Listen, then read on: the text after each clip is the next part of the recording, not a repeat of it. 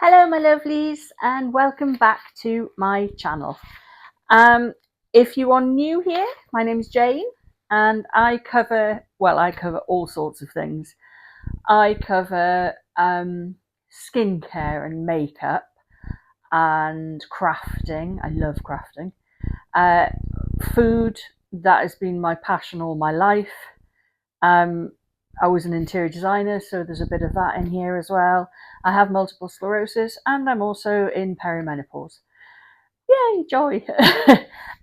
So if you're into any of those sorts of things, please like, subscribe, come along for the journey. That is Plain Jane's Shenanigans. So today, you won't know this, but this is my third time doing this video because there's been something wrong with the sound. So we're trying the microphone again and see if that makes it any difference. Anyway, today we're going to talk about menopause, perimenopause, the dreaded that time of life, end of time of life for women, however you described it. Or I'm nearly 51, and I grew up. We didn't know about menopause. We'd maybe heard the term, but didn't know anything about it. But here we are, loving life. So I've found a list and I've compiled a list of sort of 48, 49 symptoms, menopause and perimenopause. I've made a note because quite a few of them actually mimic MS symptoms. So I'm unsure if it's MS or menopause for some certain things. And I've also got some bits and pieces that I use to help with certain common symptoms. So hopefully it'll be a bit of help to some of you out there. And I really want to hear from you. Anything I haven't discussed or anything I have discussed that you have things you use that help, let us know. We all want to know. Please let me know in the comments and then I can maybe do another video with more suggestions. So we'll start with the standard that changes to period, which is sort of the first thing that we're all aware of. You can become irregular. That was one for me. It was, for me, it was probably the first thing that I would start my period, and then the next day it would go, and then a week later it would come back for a week, like a normal period, and then it would go, and then the next day I'd have another one for a week, and then I'd go 5 months without. A little bit scary sometimes because you can suddenly think, oh shit, am I pregnant? This can happen. It didn't for me, thankfully. But yeah, that is one of them. Longer or shorter periods, again, that kind of happened. Missed periods, yes, that definitely happened. And heavier or lighter periods.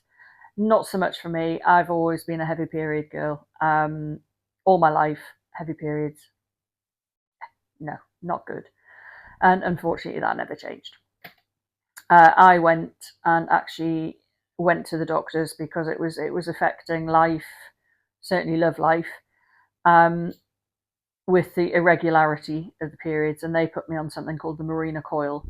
I'm not going to go into that here. I'm not a medical professional or anything like that, but I know a lot of people are recommended this for menopause.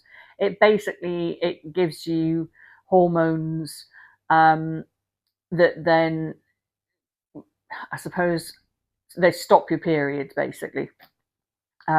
But that made it harder for the doctor to want to say I was in perimenopause because I couldn't tell him anything about my periods. But we got there eventually. Mental health. This definitely is a big one for a lot of people. So anxiety. Now that's something I've never experienced before until now. And I honestly, my heart goes out to those of you who suffer from it and have done for a long time. It's not fun. It's when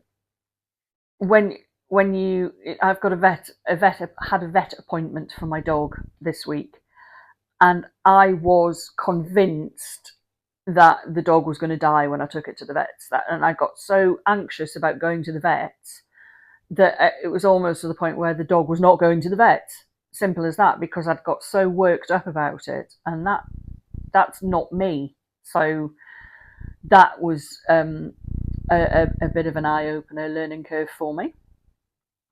Crying spells. I'm not a crier. I've never been a crier unless it involves animals. So if you're watching a film and, oh, the man's died, what about the dog? Or what about the horse? Or that's all I care about.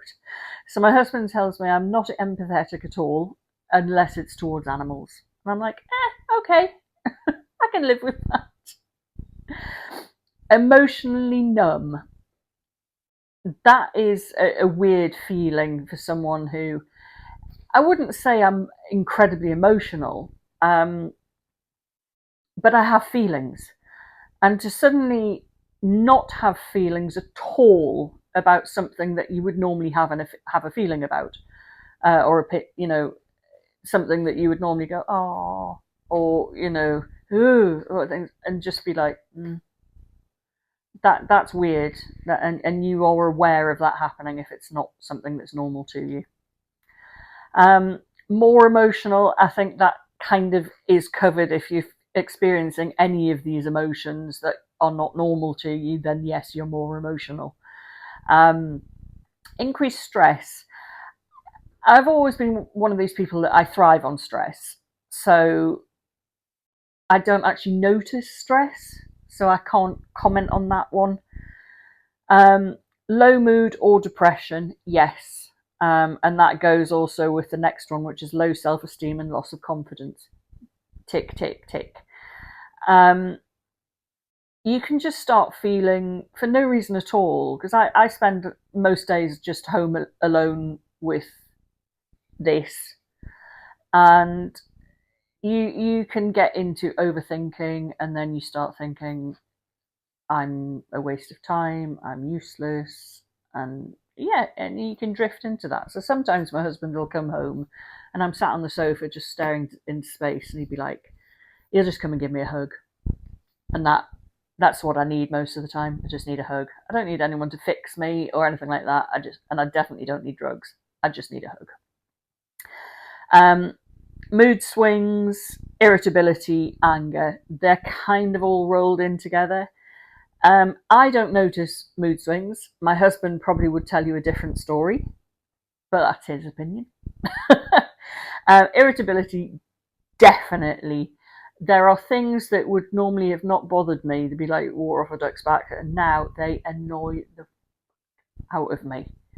I'm sorry for the language in this video, but that's just how I'm feeling when I'm talking about these things. But yes, irritability, yes, definitely. Anger, I don't class myself as an angry person. I don't think I've ever really been an angry person. But I think because the irritability side, things are getting on my nerves a heck of a lot more than they ever have before. It maybe does come across as angry. I don't feel as though it's anger, but then again, it could well be. I haven't wanted to kill anyone yet, so, but that could be the fact that it's still perimenopause, not actual full-blown menopause. So wait and see. Cognitive symptoms. So all of these are also MS symptoms. So I can't really say whether they've got worse with menopause or have changed. But things like brain fog, difficulty concentrating. Yeah. You can be in the middle of a conversation and forget what you're talking about. That could also be an age thing. So, I'm in for all three. So yeah, I'm a bit screwed really. Low mental energy and lack of motivation. Absolutely. I can spend the half a morning, or I can whole morning, sat on the sofa procrastinating about emptying the dishwasher. And then it'll get to the evening and I need something that's in the dishwasher, and I spent the most of the day procrastinating about not emptying the dishwasher, and then I have to empty it at the last minute because I need something. Memory problems, definitely. Again, that's the mid-conversation and forget what you're talking about situation, or going to a room. The age-old, I walked into the room and forgot what I was there for.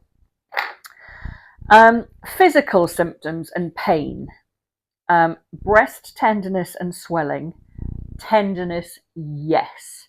Sometimes, your bra is evil. Your bra is like, it feels like it's got spikes in it or something. It's really uncomfortable. Even just a t-shirt on can be uncomfortable. And that's not pleasant. Dizziness, again, that's an MS symptom. I can't really say whether that's got any worse or changed at all, but it's something I've lived with for a long time. So, yeah. Dry, brittle, or weak nails. I was a nail biter until my teens, so my nails have never really been good. And I also went through liking acrylic nails. Um, Also not very good. So my nails never really stood a chance. They're not brilliant at the minute. No, they're not bitten at the minute. They are just, well, maybe they are brittle. They break very easily. And they're breaking in layers. I don't know if anyone else understands what I mean by that, but it's as if your nails are made up of layers and then the top layer will just peel off. It's very weird. Dry eyes. Not that I'm aware of, but it's not something I kind of understand. I get itchy eyes. I don't know if that's the same thing, but I wouldn't have specifically said I've noticed them being dry. Headaches and migraines. Absolutely headaches. I've had so many headaches in the last couple of years that I've never been someone to suffer from headaches. So I have, obviously, you go to the doctors because it's abnormal to you. And then you start, don't Google things like that, because then before you know it, you've got a brain tumor and you're dying. So yeah, not a good plan. But headaches, yes. Heart palpitations, absolutely. I've woken up in the middle of the night and I've had to wake my husband up in the middle of the night, thinking I'm having a heart attack. I wear earplugs at night as well, so it actually makes the sound of your heartbeat louder in your head. And yeah, that does bad things to you when you're getting palpitations. Hot flushes, absolutely. That'll come in later on as well with night sweats. For me, this little contraption I got from Temu for a few pounds. 3 speed settings. It's USB chargeable, and it's small enough to just fit in your handbag. Absolutely love this thing. Will not go anywhere without it. And a face mop, commonly known as a flannel. Always keep one of these in my handbag as well. Quick little touch up. It's not like a tissue that's going to stick to your face and things like that, and then you just throw it in the washing machine. My face mop, fan, will not go anywhere without them. Joint aches and pains, also muscles aches, pains and soreness. Yes, but again, part of me puts that down just to age and the fact that I'm a larger lady, and I probably put more stress on certain joints, knees and things like that. So thinning or brittle hair, absolutely. Noticed a huge difference when I'm emptying the plug after my shower. Just in my hair, when I run my fingers through my hair with a conditioner and I've got to pull it all up. Yeah. So I've started using this. My mum bought it for me. Pitta Growth Serum by Shampoo or Champoo. It's specifically formulated to thicken, volumize, and strengthen hair. So I put one drip in my sort of receding section, one in the center, and one further towards the back. And then you just massage it in, or you can use this as a gua sha comb and just spend a good couple of minutes just massaging your entire head. And I think that alone will stimulate hair growth. So I'm hoping all of that, but I'm enjoying it. It's become part of my routine in the morning. I'll wash my face, put my moisturizer on, brush my teeth, do that. And yeah, absolutely love it. I didn't actually comment. You probably noticed my change of hair colour. Much prefer this to the brown thing that was before. But my daughter helped. Well, my daughter actually chose this colour. Much happier. It does make me need to wear makeup every day, my opinion. But that's not a bad thing either, because I think I'm putting the makeup on for me. Because a lot of the time I'm not going to do anything. I'm just at home or I'm dog walking and things like that. So it is putting the makeup on for me. But that's not a bad thing. I think it's a little bit of self-care for me in a way. So I'm enjoying that. Where were we? Right. Tinnitus or ringing in the ears. Not something I've experienced. I know people who've had that, not necessarily, well, definitely not menopause related because they were men, and have said how awful it can be. So I'm thankful I haven't had that, and I'm very, very sorry if this is one of your symptoms. Let me know in the comments, and let me know, again, any of the things we've discussed, anything we don't discuss, and any remedies you have. Tiredness and fatigue, again, huge MS symptom. Can't say that it's got any different as I've aged and potentially I'm in perimenopause, but I don't know. I can't really comment. Skin symptoms, like acne. Not yet. It may happen. It may not, but it's not an issue for me at the moment. Crawling or tingling skin. Now that is also kind of an MS symptom, and it also goes with dry and itchy skin. I usually describe it as it's almost like your bones are itchy, and obviously you can't scratch your bone, so you scratch the nearest thing, and it doesn't do anything. It doesn't make it feel any better. It doesn't make the itch go away. But many years ago, and it was definitely MS, not menopause, it was actually my brother taking the mickey, and he just went, "Oh, try this," and he just handed me a pile cream. The one we had in the UK, I don't know if it's the same anywhere else, is called, I want to say Anusol because I hate saying anusol. I don't know which way it is, but there we are. I'll try and put a picture of it here. But I put that on because my itching was up my fingers, up and right up to my elbow, and I was making myself bleed. I was scratching so much. And I put that on and it helped. So if you ever come to my house, you go in my medical cupboard, I have Anusol. It's not because I've got piles, it's for the skin itching. So there you go, a little tip, little hint, little trick that I use. Oral health symptoms, burning mouth or tongue, not something I'm aware of. Again, very sorry if it's something you suffer with, but let me know in the comments and explain it to us, because there's people like myself, I don't know what that is. I don't know what it feels. Well, I'm presuming it feels like your tongue's on fire, but let me know. Changes to sense of taste, smell. Again, I think I'm okay with that. Dry mouth, not that I'm aware of, but I try and drink a lot of water, so maybe I just haven't experienced that one. Painful or infected gums, again, thankfully no. And sensitive teeth, maybe. But if it is, it's to cold, not heat. Now this is a big one. Digestive and gut health symptoms. Sorry about that. So, acid reflux and heartburn. Yes, I am going through Rennies and Gaviscon and Settlers Tums and all this sort of thing, and I've got to always have some in my bag. Again, something that's new to me. Bloating. I had my first proper experience of bloating literally this weekend, just gone, where I felt from my chest down almost to my privates was like a beach ball. I don't know if you could physically see it look like that, but it's what it felt like. And it was hard, and I felt like I needed to pass wind so badly, but nothing was coming. And it was so uncomfortable, and I've never experienced anything like that before.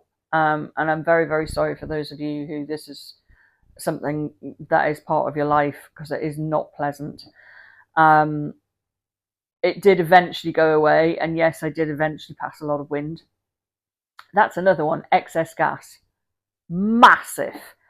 um, I can't even explain. I grew up where if you farted or burped, you said pardon. And it's become now that even if I'm home alone and I do either, I say pardon. I can go to the toilet in the middle of the night and I'll say pardon. I'll be in the middle of a field miles from anyone and I'll say pardon. I'm fucking sick of saying pardon now.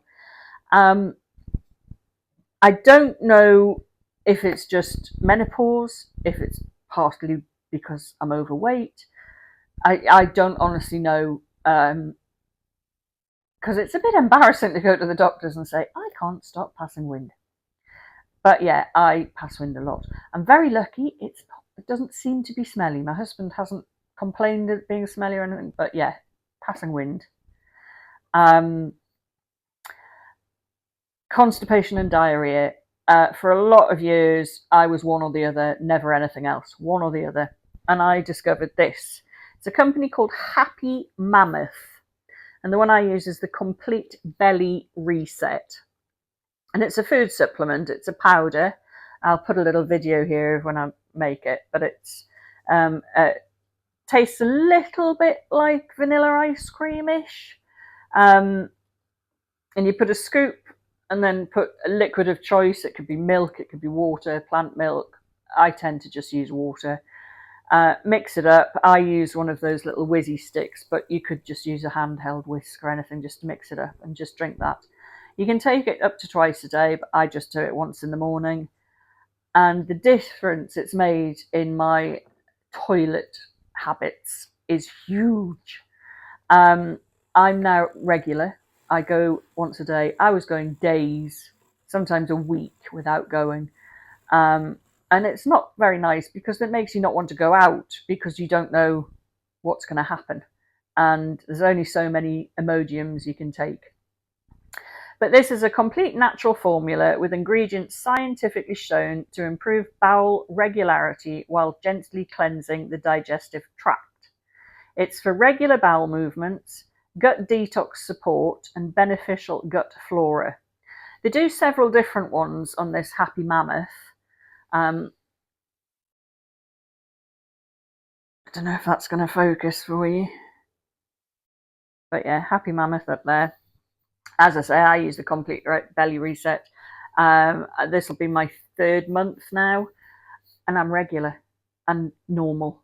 I don't even know what that is abnormal for me, and that's how I know this is working for me. So just a thought. I'm not sponsored. None of the things I'm going to recommend to you, I make any money if you buy them. I don't even know how to do that, so that's not a problem. Where are we now? So sleep and nighttime symptoms. We're coming to the end now. Night sweats, yes. Poor sleep and restless legs. Restless legs is an MS symptom as well, but I have all of those. Night sweats. I've got big girls and I'm a side sleeper, and when they press together, you get sweaty. You'll understand. I'm sure you do. And my sister-in-law gave me this. Thank you, Sherry. That, you put them, I'm not going to put it on, I'll show you a little video or a link here. That sits in the middle. The longer ones go under your boobs, and the straps, obviously you put your arm through and that. And that sits on. It's machine washable, so it doesn't matter how sweaty you got during the night, you just bung it in the wash the next day.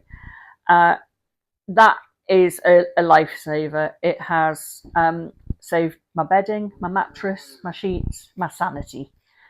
Highly recommend that if you have larger breasts. Absolutely brilliant. And that's Amazon. I'll put a little link there.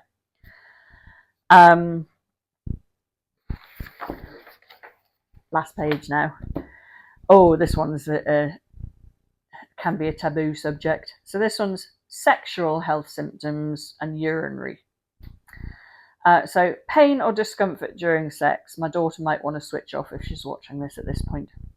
No, not for me, thankfully. I'm very sorry for those of you if that's a yes. I'm sure there are products you can get to help, and definitely go and have a word with your doctor. Reduced sex drive, maybe a little bit. Urinary or bladder infections, no, not for me. Vaginal dryness, pain or itching, and vaginal infections. Now, when I was younger, I would get thrush quite often, so I understand the dryness, pain, and itching, but I don't have that as part of this. But I can sympathise with those who have, and again, talk to your doctor. And I know there are products out there that are made specifically to help with this. And the last part is body shape changes. So changes to your body shape and composition, i.e. Muscle to fat ratio. Yes, definitely. Weight gain, yes. And even difficulty in losing weight, absolutely.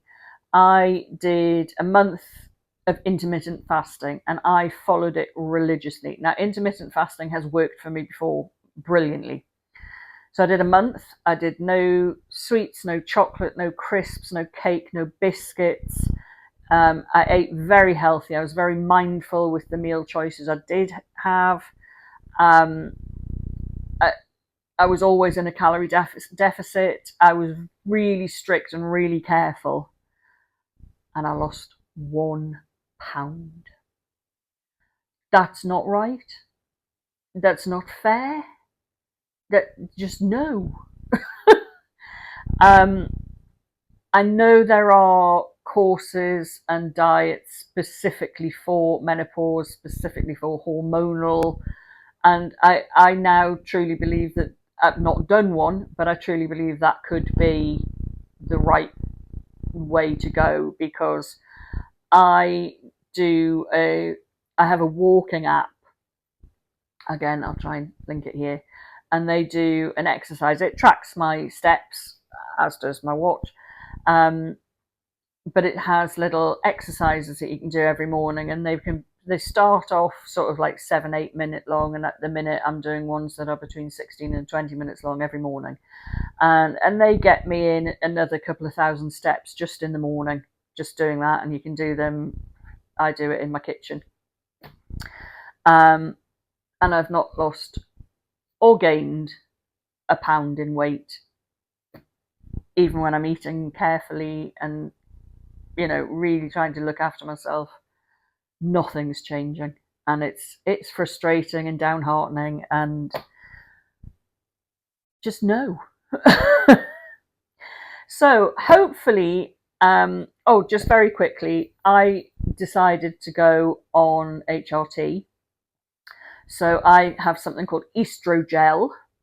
I put 2 pumps on, one on each thigh each morning. I wake up in the morning, I put them on, I lie in bed and check the weather and whatever for 5 minutes while that soaks in.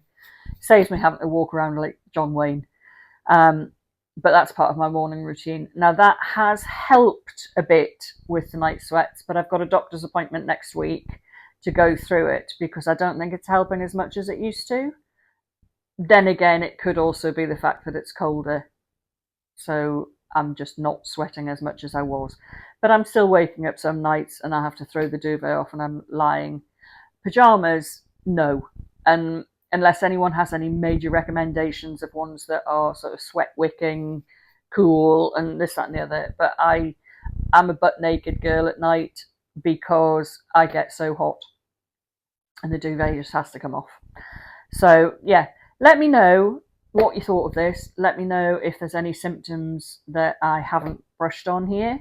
And let me know also if you have any little tricks, gadgets, anything like that you recommend to help us women out there, because this is a huge topic, and I really hope that this gets to people who need to hear about it, or even just to educate men or younger women of things to look out for. Highly recommend having a look at Happy Mammoth. As I said, I use the complete belly reset. That's made a huge difference to me. Can't comment on this yet because I've only been using it for about a week, but I'm loving the ritual of massaging my hair in the morning. I use my fingers, but I also do and that just helps spread the serum. I know there's lots of other serums you can get. This one is quite an expensive one, but it was also one of the top rated ones that I read about. Will not go anywhere without. And that, certainly for the summer months, is an absolute game changer. So I will try and put things up everywhere. As I said, I'm not sponsored by anyone. If anyone wants to, great, give me a shout. But yeah, not sponsored by anyone, but can highly recommend these things on my uses. But get writing those comments out for me, ladies. I need to hear hints, tips, tricks, and just your stories and experiences. We all need to hear this. So look forward to hearing from you all, and thank you very much for watching, and I will see you next time. Bye.